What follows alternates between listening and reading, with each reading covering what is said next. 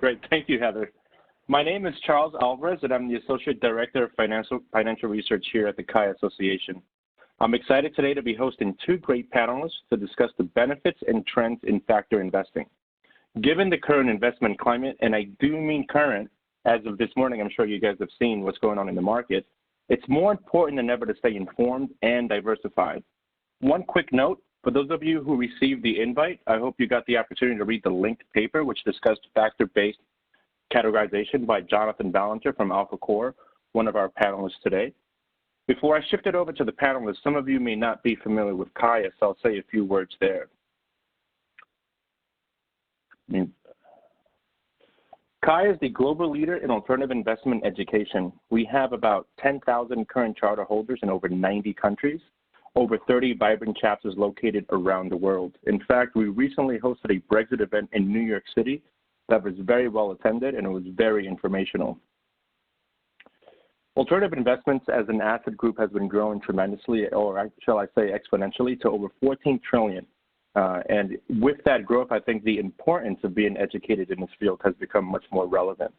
The CHI designation as an exam is broken up into two parts. The level 1 is multiple choice, where level 2 is broken out into two pieces, multiple choice as well as written. For you, now, for those of you who are interested in taking the exam, we're actually about to expire the early registration process, which will give you a discount.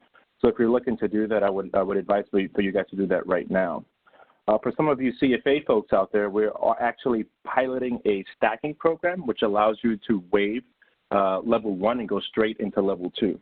And if you want more information on any of these items, feel free to email gbd@chia.org. That's G as in global, B as in business, D as in development, @chia.org.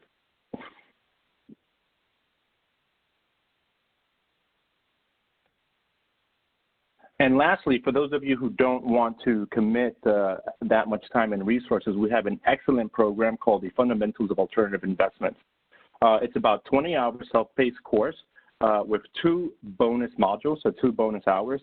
We actually recently finished a private credit module, which I believe is excellent. And given the increase in that particular space with direct lending, et cetera, we felt it was very important. So without further ado, I'm going to hand it over to Jonathan, who will kick it off. Jonathan? Hi, Charles. Good morning, good afternoon, everybody. Thank you for taking the time on this call. We wanted to spend some time talking about factor investing for a couple of reasons. The first is, yes, it's a growing space, and we're going to review the factor landscape briefly first. The second is there's not quite an agreement, I should say, on exactly what constitutes a factor. And there's a lot of active discussion going on in the industry about that. Of course, we want to review potentially some of the differences between risk factors and risk premia. So very excited to have on the call today Yannick Daniel, who is the head of quantitative strategies at BNP. You'll hear from him in a little bit, but a quick intro. BNP is, I think, the largest global investment bank in the world in the risk premia asset management space. I don't know if they technically call it asset management, so forgive me, Yannick, if I misrepresented there. But they're huge in the space, well respected worldwide. So glad to have Yannick on the call, and want to thank him for joining us. So he'll be talking a bit about equity risk premia, and we want to talk a little bit about other risk factors as well as factors as categories. That is a topic that's near and dear to my heart, and where I've been spending a lot of time, and what this white paper that Kaya had published just recently, and what I hope everybody had seen a link to, and that's, that we'll talk a little bit about that as well. So hopefully, all right. Biographies, I think we can maybe skip this, but briefly speaking, so I'm with Alpha Core Capital. We have a wealth management business, so we're at our core an RIA, and we have developed over the last couple of years a tool called Factor E, That's what you see in the top left-hand corner. Factor E is it's a web tool that helps to deconstruct risk factors, and this is something that we built for allocators and to communicate with allocators. So a lot of asset managers are using this to communicate with allocators and really to help folks make intelligent investing decisions. Yannick as well, and with BNP, and I think I already introduced him there. So getting into risk factor popularity, really briefly, you have roughly $2 trillion globally in factor strategies. So that's about 2.5%, I think, of global AUM. It is a growing space for sure. And in particular, I think two areas to highlight. One is this is a chart from BlackRock, but one is proprietary factors. Proprietary factors, you could really think, I think the risk premia, the global risk premia space is really where you see these assets.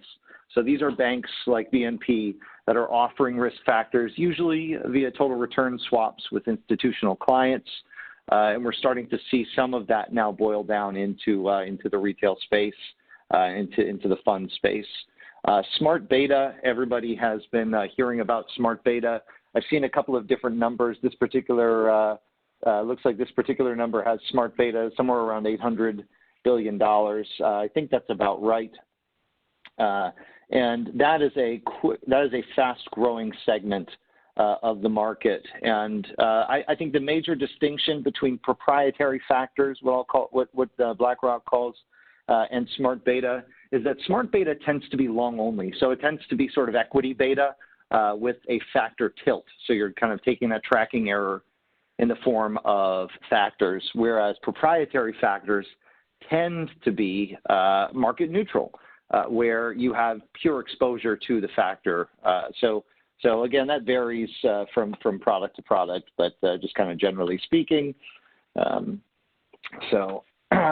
rise of smart beta I spoke about. Finally, machine learning and artificial intelligence is a wonderful buzzword, but what I would say briefly about machine learning is that we are learning more and more about risk factors. So whereas risk factors have historically been, and I'm going to move ahead here, whereas risk factors have historically been constrained to sort of economic thought. So you've got some sort of rationale behind a risk factor. We're learning that there are these structural risk factors as well. And what I mean by that is that there are tendencies for prices to move in a certain way, and maybe a typical, this is old statistical arbitrage, where if prices moved quickly in one direction, then they would have a tendency to mean revert and move the other direction in the very short term. Those were what the old statistical arbitrage models were based off of. But that's what I would call structural factors, and it's where machine learning and artificial intelligence are maybe helping us to understand a little bit more about what those tendencies are.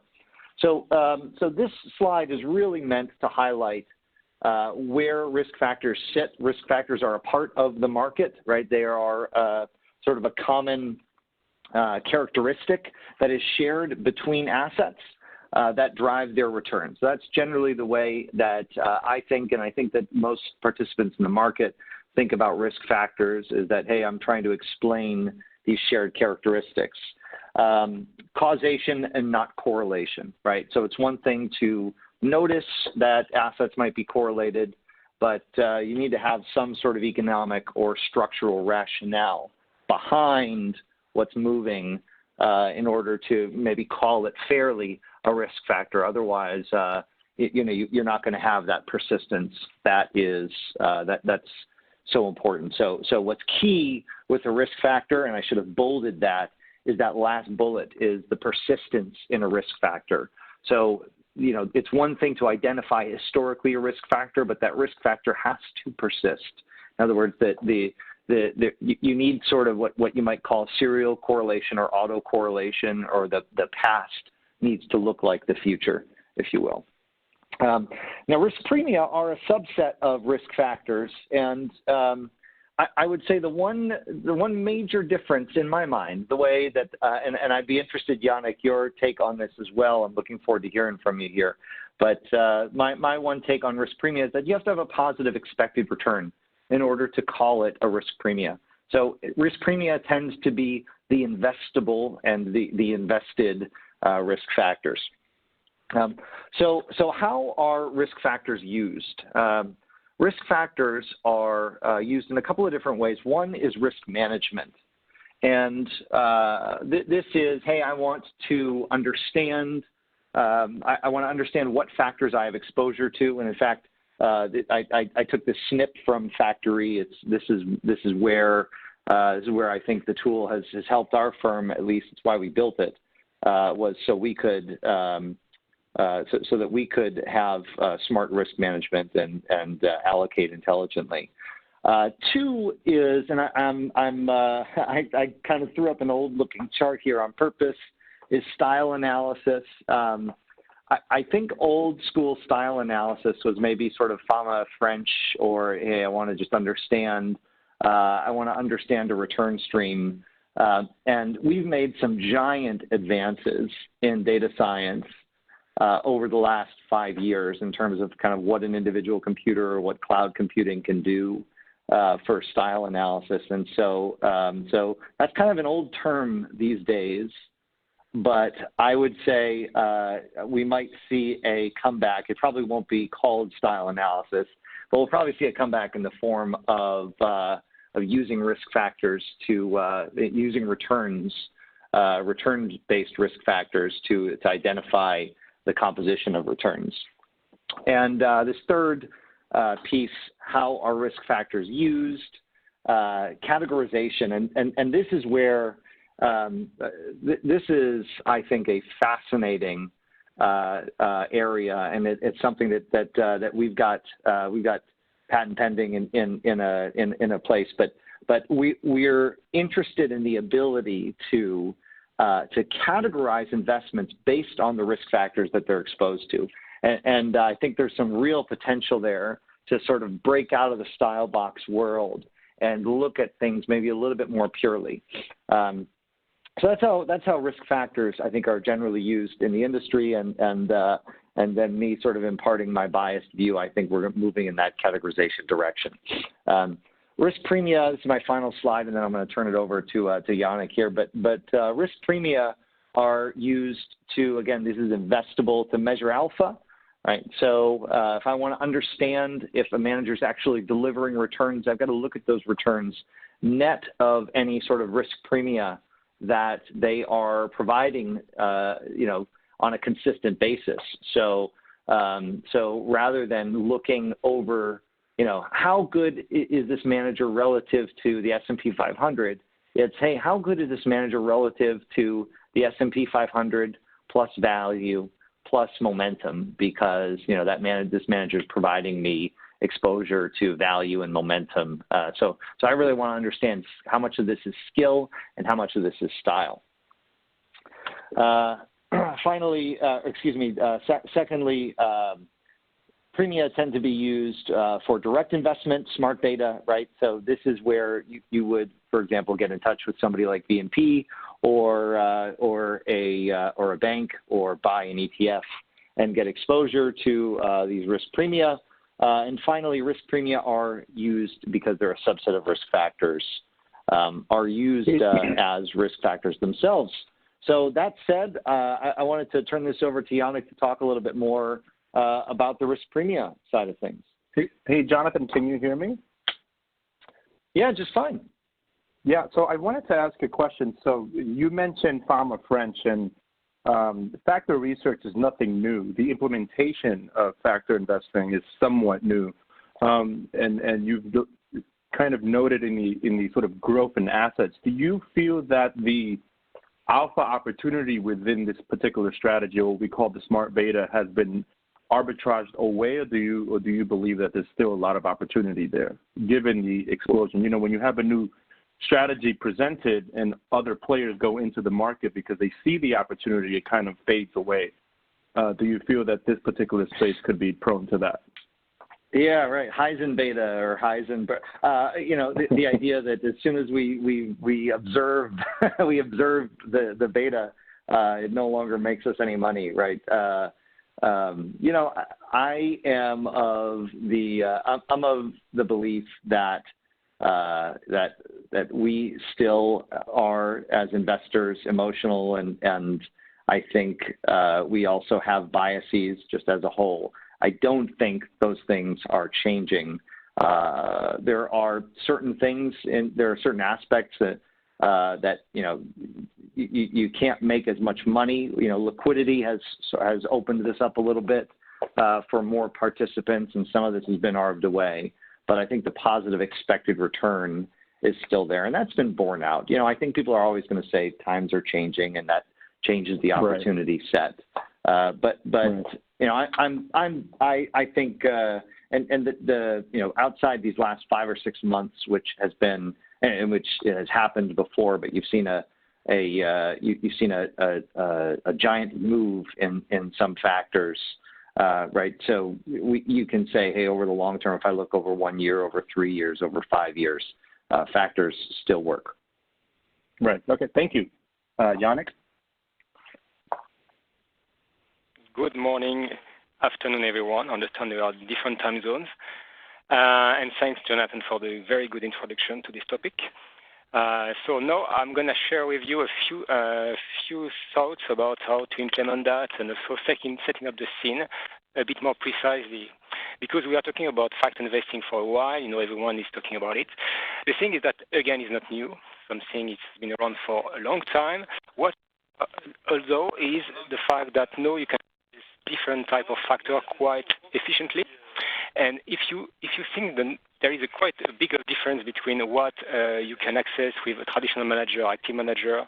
Usually, these guys are providing you exposure to value, quality, and growth, mainly fundamental factors, because they have cognitive biases. They have, you know, they cannot process the information the same way as machine and algos, and so of course they are restricting their universe to a set of stock which is not infinite, and so you have bias to this type of factors.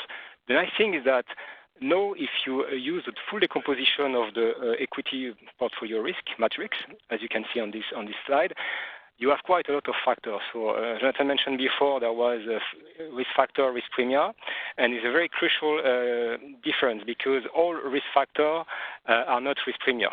The opposite is true, but in that sense is not necessarily the case. So that's why, for example, you have macro factors, you have country and regional risk and sector risk, of course.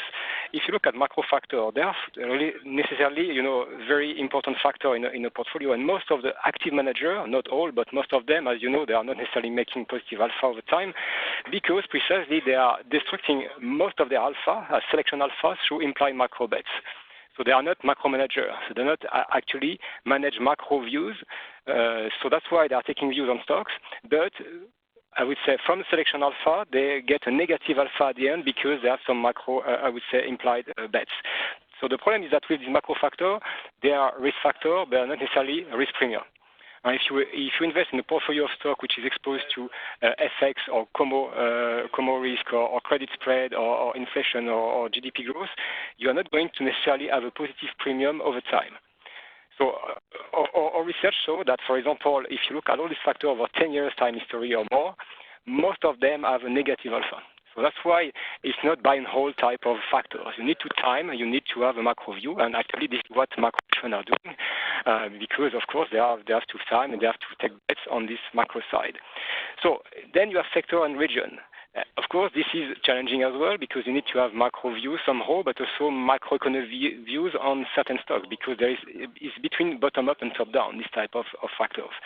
And the one thing which is interesting with styles, which is the last part of the risk factor, is that all stocks have one, I would say, correspondence with a sector and a region, but they have many loadings to investment styles. A stock is not necessarily 100% value. It could be a bit of value, a bit of growth, a bit of momentum, a bit of everything.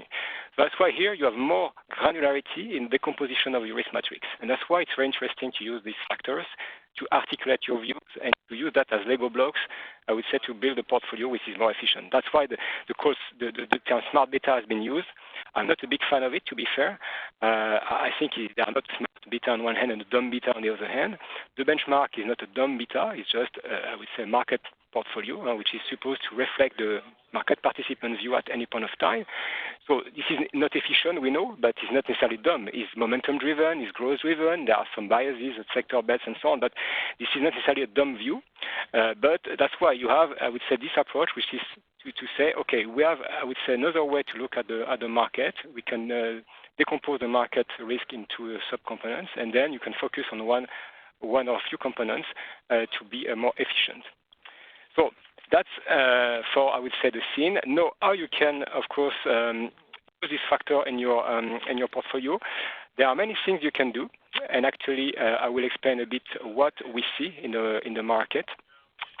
So in terms of the definition of the factor first, as you have seen now, maybe I will switch back a bit 1 second. You have a few factors. So here I'm mentioning a few of them, what we call academic premia. Some of them are not necessarily a risk premia, okay?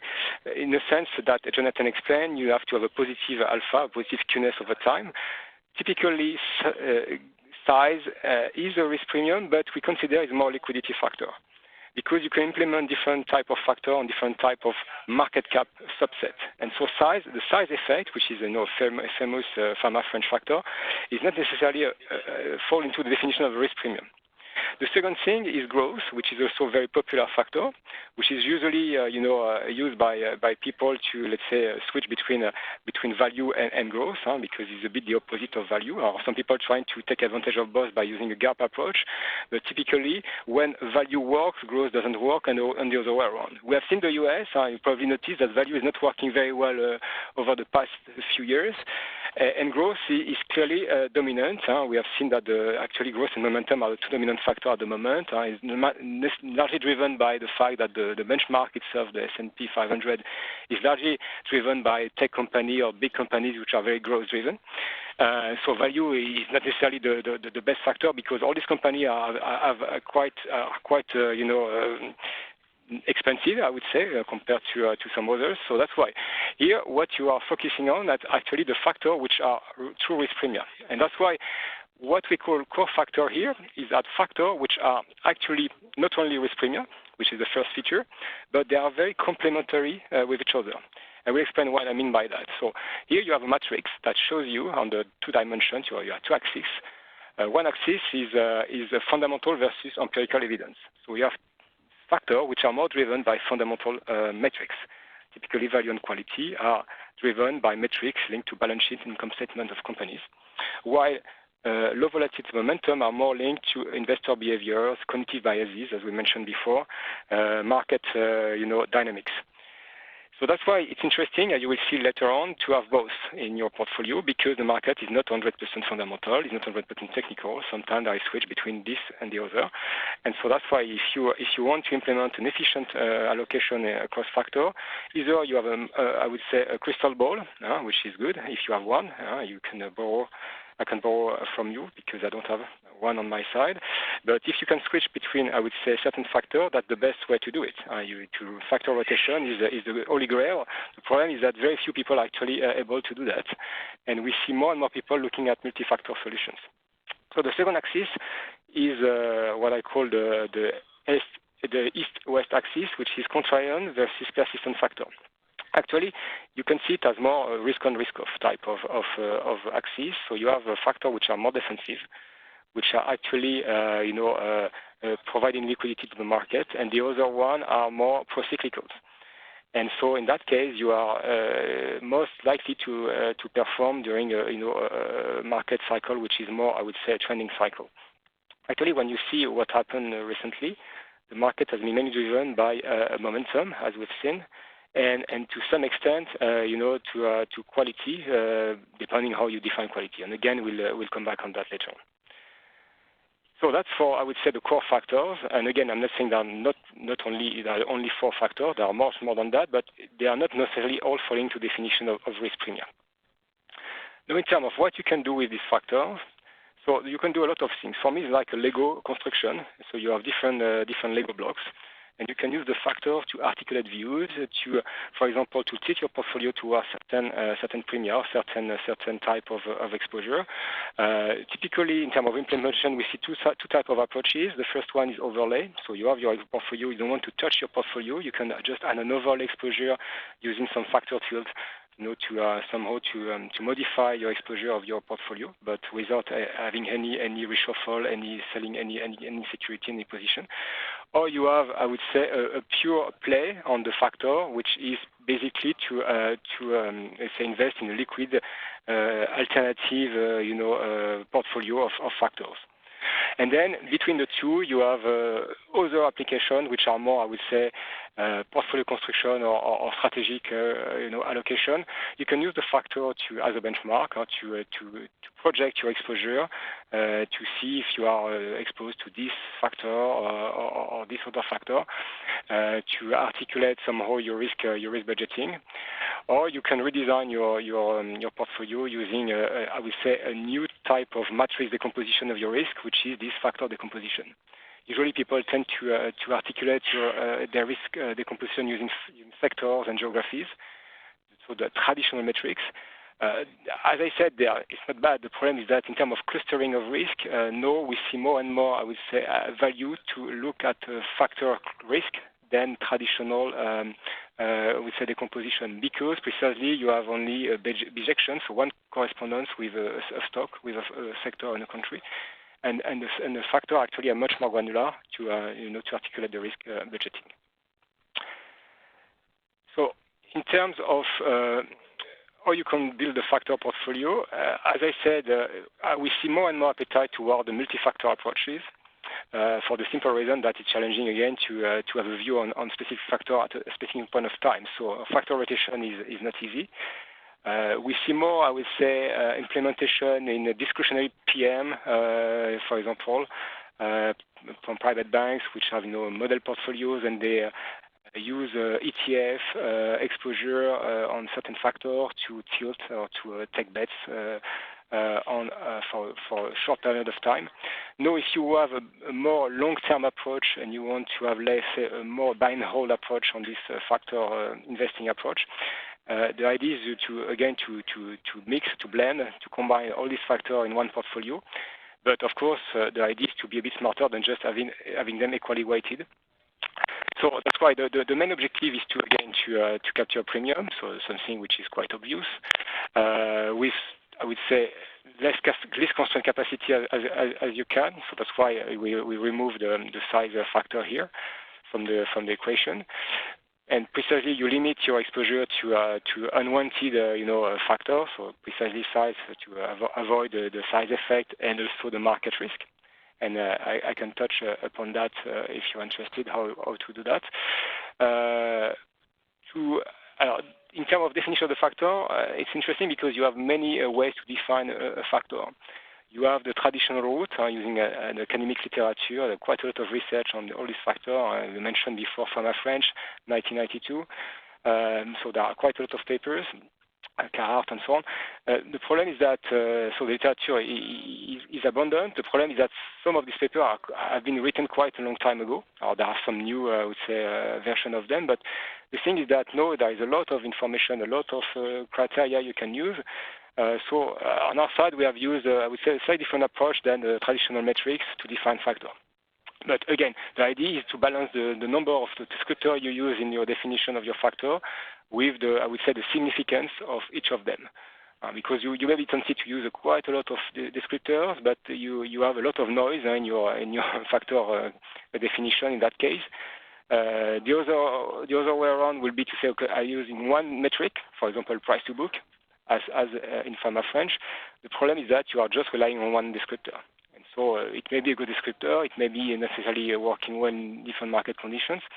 And again, you are exposed to the idiosyncratic risk of this particular definition. And so the idea here is, again, to combine the factor premium efficiently and having implementation constraints. That's the main, I would say, difference with academic literature. When you're a practitioner, as you probably know, probably some of you know, because they are actually investing in actual portfolios and actual factors. There are implementation constraints. You cannot do anything like, for example, going long and short indefinitely with no cost. A lot of papers in literature are assuming you can go long and short, you can go long the top quantile, short the bottom, and then there is no friction cost. You can short whatever you want, and so on. So here, of course, you have to minimize the cost of the constraint when you implement in real life and keep the implementation cost as low as possible. So, again, I will skip that because this is more, I would say, an illustration of the descriptor. This is what we use on our side to define the four core factors I mentioned before. The way there is a blend of, I would say, metrics coming from consensus figures. For example, when you look at value, you may not want to look at the past valuation, but at the forward-looking view of analysts when they are assessing the fair value of a stock. And again, you want also to mix cash flow metrics with, I would say, reporting metrics, because, of course, reported is accounting metrics. They can be manipulated by companies at some point, even though the accounting standards have changed. There are still metrics which are subject to caution. So that's why we have a tendency to like a bit more the cash flow metrics, because here is really the true reflection of the positioning of the company in terms of cash flow and profitability. So that's applicable. Yeah. Yannick, I'm sorry to interrupt, but I have a quick question for you about this slide, which I think this is a great slide. And can you talk a little bit to, hey, if I use just, for example, price to book, which I know is not on here for value, if I use just price to book, or if I use just free cash flow yield, what is, what does that look like for a factor? And what does that look like relative to a composite factor like this in terms of what investors can expect? Yeah, I think it's a good question, because we face a lot of investors who are looking at, let's say, one factor or one metric, and price to book is one of them, because, again, it's been used by quite a few people.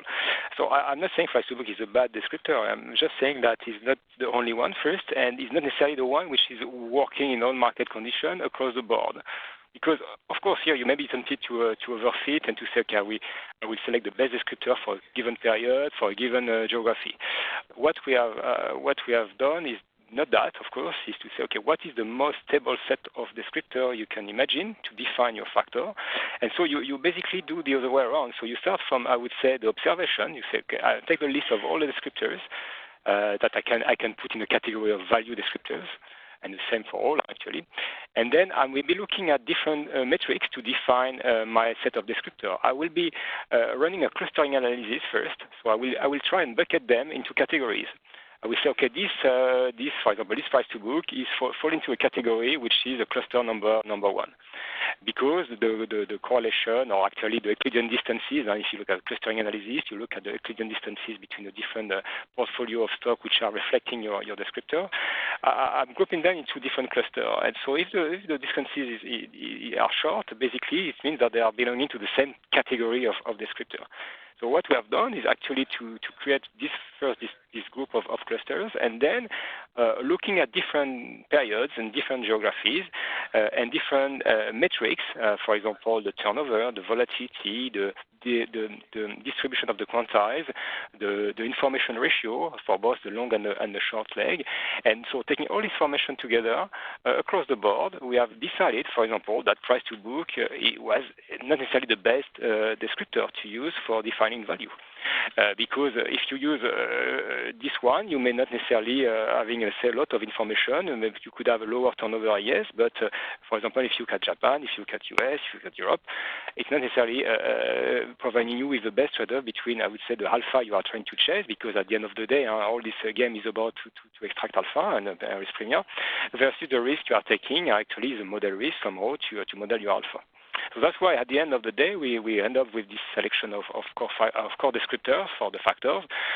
Just here, to be completely transparent with you, this is for the multi-factor approach, because when you do multi-factor, you have to take into account an extra dimension, which is the collinearity of the descriptor you use for one factor versus the descriptor you may use for another factor, which is not necessarily the case when you are doing a monofactor approach, because when you are, for example, creating a value portfolio, you don't necessarily care about descriptor for momentum or for low vol or for any other factor.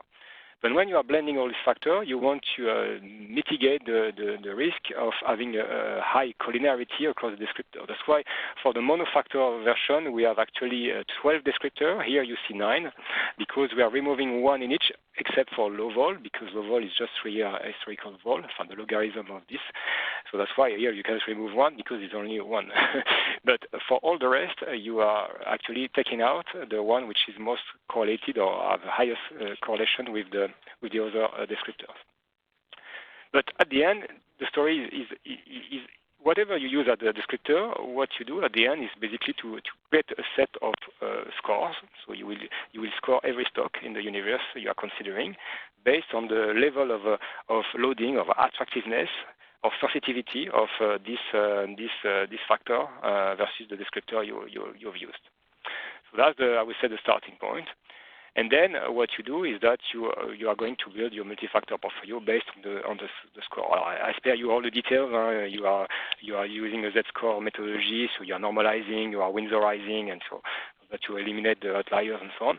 But then what you do is that you will build a portfolio of stock which are blending this factor score together in the context of a multi construction. So if you guys are interested by the technicality and the framework behind this concept, which we call diversified equity factor investing, so the acronym is DEFI or DFEI, is this paper, which is being published of the Journal of Asset Management in 2014. So you have the reference, you can Google the name, you will probably find it easily. Otherwise, feel free to reach out to us. We can share the PDF of this paper. So I would say in a nutshell, if you don't have time, I tend to think it's a nice bedtime reading, but if you don't have time to do that, I summarize the key points or the main takeaways from this article. So basically, the idea is really to use a multi-factor portfolio construction to create, I would say, a more efficient, alpha generation process. And again, this process is not only applicable to factors. You can use any sources of alpha you can imagine. The framework is the same. So the idea is really to first set a risk budget, whatever it is. So here, of course, we are agnostic because, again, I don't have any crystal ball, so we set an equal risk budget, so technically a risk parity type of construction, but it's not a naive risk parity. We are taking into account the full covariance matrix, which is quite important here because you will see using the correlation and volatilities for every single stock in the universe makes a lot of sense in terms of shaping your portfolio more precisely. And then you're implementing the constraints. So actually it's a constraints portfolio construction which minimize the cost of the constraints. So maximize the transfer coefficient between the ex ante and the ex post alpha, and using the factor budgeting as a way to articulate your risk budget. So that's, I would say, a fairly sophisticated approach, but again, the rationale on itself is quite easy to understand. The construction is a bit, again, sophisticated, and it uses some steps which can be found in the Black-Litterman framework, if you are familiar with that. So we are using, for example, the first step of the Black-Litterman model, which is called reverse optimization. So you're actually using the factor scores as a way to compute the theoretical weights that you need to have on every single stock to balance your risk budget at factor level, and then you imply the returns associated with the weights, so that you will build your final portfolio using a normal forward-looking optimization on the constraints. So again, I spare you the details, not today the idea, but just to give you an idea of the construction, you have on slide 18 here. We say a summary of what I'm referring to. So again, budgeting is a call. So 25% risk budget, it doesn't mean weights, again. So we want each factor to contribute at the same level to the overall ex-ante tracking error of the portfolio. So my risk budget is defined as tracking error on ex-ante basis. I want each factor to contribute at the same level, so meaning that I don't want to have one factor having more contribution to the tracking error. So you divide the tracking error by 4 technically, because it's additive. It's a nice property of this risk contribution construction.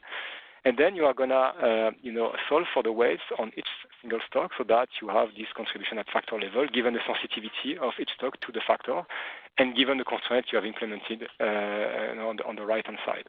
So For the long-only version, is a beta of 1, which is a constraint. We don't want to have more risk or lower risk than the market, and that's quite important because you probably see quite a few implementation of multi-factor construction which are actually more defensive. So typically they have a skew toward the low-vol factor. So they are good when the low-vol factor is doing well, but less good when it's struggling. So recently it's been the case. I'm not naming any provider, but you see clearly what I'm referring to. Some providers year-to-date are a bit struggling with the factor decomposition. And so that's why, yeah. Sorry, I have a quick question for you. What are the correlation characteristics among factors? Are they completely zero or negative or slightly positive, or there's no correlation? Here again, we are looking at the correlation across the alpha. Okay, so here you first define your alpha at factor level. So you based on the score. And the score is a Z-score process. So you have a normalized approach. So you have +2, -2 at the extreme. So what you're going to do is that you are going to build a long-short portfolio, a theoretical long-short portfolio based on the score. So this alpha for each factor has a variability. Okay, so you can compute the correlation. But back to your question. It's time varying, of course. It's not stable, but we tend to think the way we define a factor, we are quite orthogonal, we are quite pure, because we are removing quite a lot of, I would say, a common exposure to sectors, of course, to size effect, as I mentioned before. So actually, the correlation across the pure alpha, extracted from the factor, is quite low, and this is precisely why it's important. Yeah. I was going to say maybe, in the interest of time as well, maybe it's good to go to the slide that is the portfolio construction with the DFI process helps to reduce extreme factor exposure. You mean the scatter plots? The scatter plots. Just because I think that gets to that question. Well, I think it gets to Charles's question as well in terms of pure factors. Right. Yeah, actually, this one is interesting because you can visualize. It's a 4-dimensional representation. So think of it as a 4-dimensional representation. Of course, here I can do 2 times 2D only, but each dot is gray dots represent your universe of stock. Imagine your benchmark, so S&P 500, for example. And then, so you have a scale, which is from 0 to 100%, which is a normalized scale. So imagine the top scale is the highest loading, so the top score for each factor. And the bottom, of course, is the lowest score. So here, what you see that your universe is quite scattered around different loadings. The red dot is this multi-factor portfolio construction I was referring before.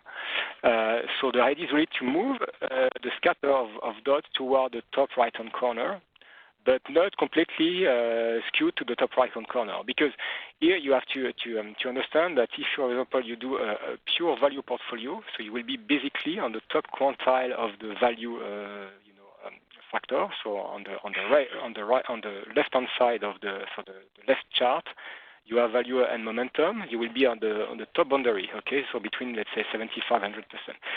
So you'll have all these good stock which are ranking very well on the value score. The problem is that you will have also the value traps. So the stock which are not necessarily very, very good in momentum. So they are cheap, but not for good reasons. So that's why you don't necessarily want to have that in multi-factor portfolio when you are blending different factors. Same for momentum. You may have the bubble stocks, but which are very expensive. That's why here we are trying to move this close towards the top right-hand corner, but we want also to have some stocks or some dots we are still in the middle, or even which are not necessarily ranking very well, because precisely you want to control your risk. You want to have a budgeting which is compliant with your tracking target, and the benchmark is a portfolio of stock as well. It's not necessarily efficient like this, so that's why you need to.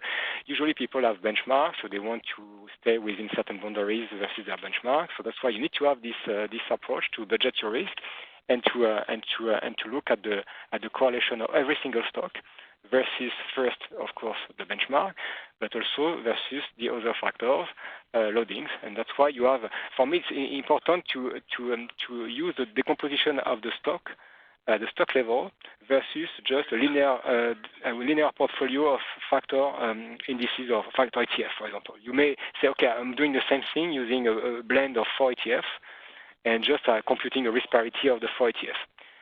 I'm not saying is a bad approach. I'm saying is maybe a bit suboptimal versus this approach because precisely you don't have the granularity of the stock decomposition to articulate your risk budget and to control more precisely your tracking on your risk and your loading versus different type of factors and sectors. And in fact, yeah, in fact, we've found that this is a good way to cancel your risks. If you own single factor, if you own multiple single factor products, right, whether it's ETFs, mutual funds, whatever, swaps, and you own, let's say you own a value ETF and you own a momentum ETF.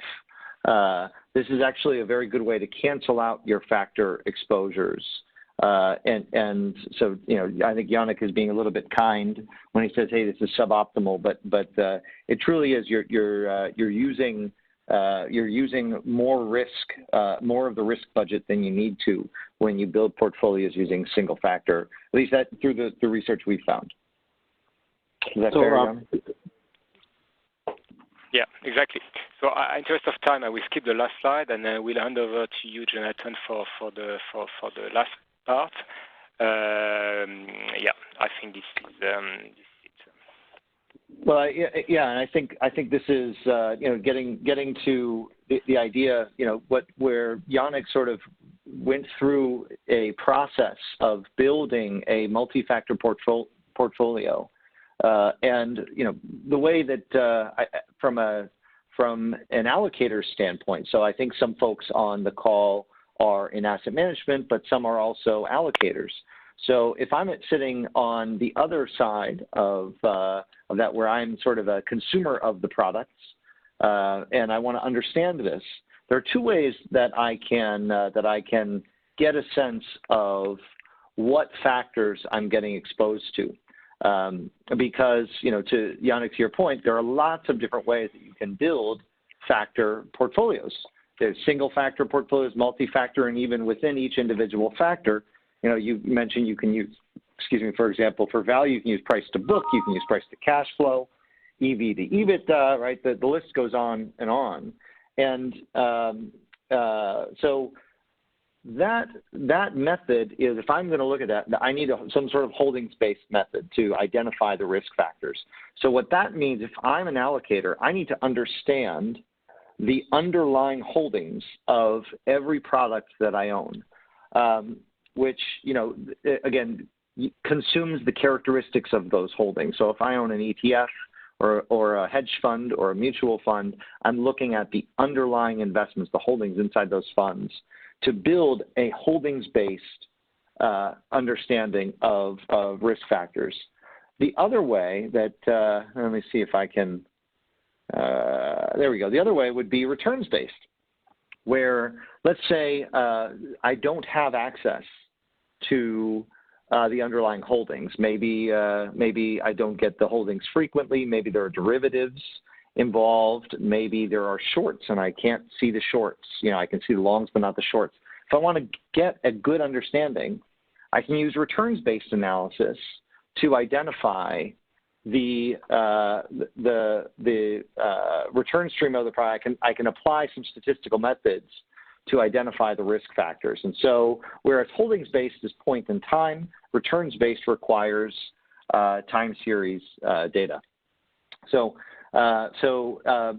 thinking about that on the X, the left, right, I can be with holdings-based, I can perhaps be more precise, but for an allocator, it might be a little bit less practical, right? Whereas returns-based analysis is maybe a little bit less precise, but for the allocator or somebody who does not have constant access to underlying holdings, returns-based analysis can be much more practical. So thinking about that and maybe taking just 2 minutes on the white paper, defining factors as categories. So the reason we can do that, and I think this gets at one of the questions, which is, hey, how can you understand the stability of a factor? So past performance, of course, doesn't equate to future performance, but let's see if I can, there we go, past factor exposure is actually is a very good predictor, can help to explain future factor exposure. So what that means is that a good risk factor, right? If I'm talking about, for example, I'll take it down to the individual holding level, right? So my price to earnings ratio, like a PE ratio, is going to be persistent over time, right? It will change, but it changes slowly, and especially relative to a peer group, right? So past factor exposure is actually a very good predictor of future factor exposure. So the implications there are that, yes, I can measure alpha, right? I can get factor loadings on an ex ante basis. I can sort of come up with my understanding of what a factor might look like. And in our case, what you see in the paper is we use a factor radar where we take, these are all different factors, and I can I draw here? Yeah, I can get an understanding of what each of these individual factors are, right? So this might be equity, this might be value, this might be momentum, right? So I can kind of get an understanding with this factor radar. Let's see if I can. All right. So I can measure alpha with factor persistence, and I can categorize. Right. So taking that radar exposure, I can get an idea of the picture of the risk of a fund or a product, and I can use that to categorize. So that's what we do in our paper, where we say, hey, let's use the factors that products are exposed to in order to categorize, rather than traditional categorization. And the idea here is, it's pretty simple. It's, hey, style boxes were great 20 years ago. And as the universe has evolved and our understanding of the universe has evolved, the idea that we should still, have mutually exclusive categories, meaning if I am a long-short equity manager, then I cannot be in global macro, or if I am if I'm a distressed manager, I can't be in credit, or I can't be in I can't be considered something else. So the idea that categories are mutually exclusive is maybe not the most efficient way to handle things moving forward. And this was a big jump. So that was the big assumption. And so what we can do is, and Yannick had referred to Euclidean distance.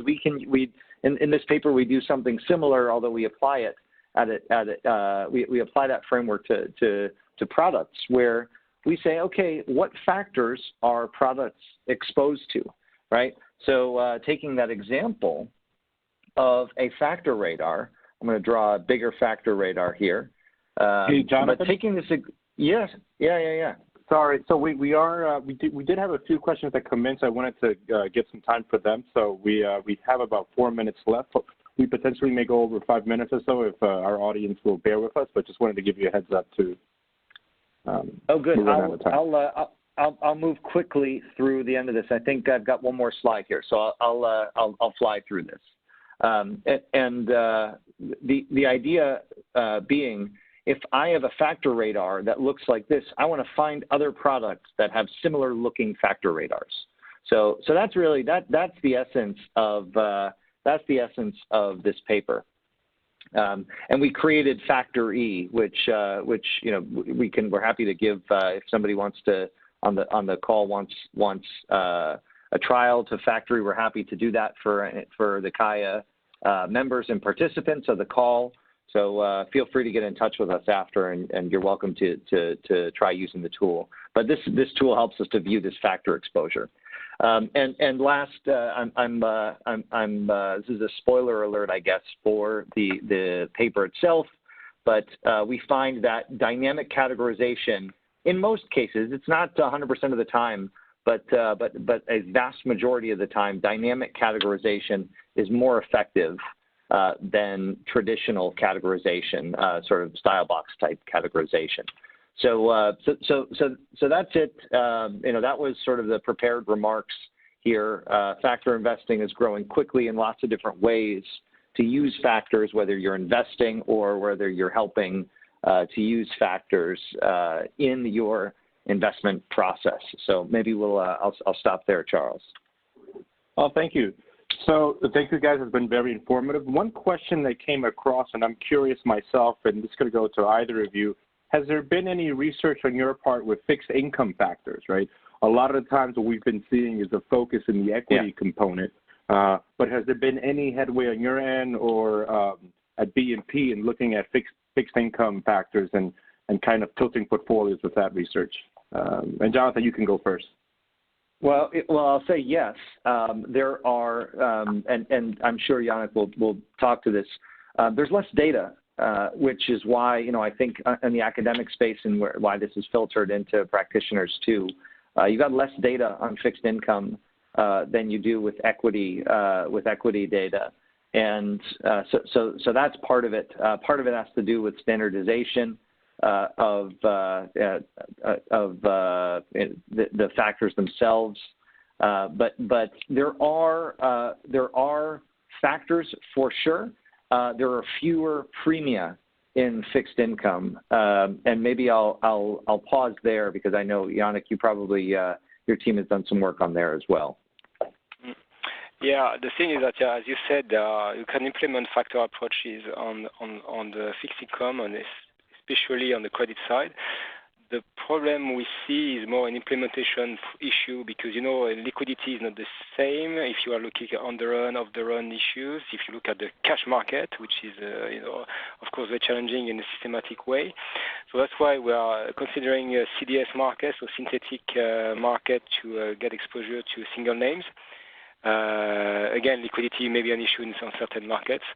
But definitely there are appetite, there are research. There are quite a few papers now on this topic, and we see a growing demand for factor investing in fixed income.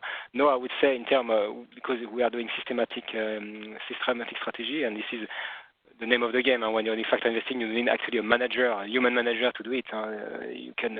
You may blend with some quality and so on, but most of the time you can do that in a systematic format.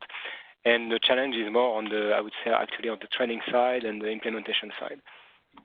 Yeah, maybe the one thing I'd add, Yannick, to that is, you talk to credit, but I would also say there are things that there are premia that are being accessed using the futures markets and the forwards markets, and so I'm not going to, you could lump currencies, FX.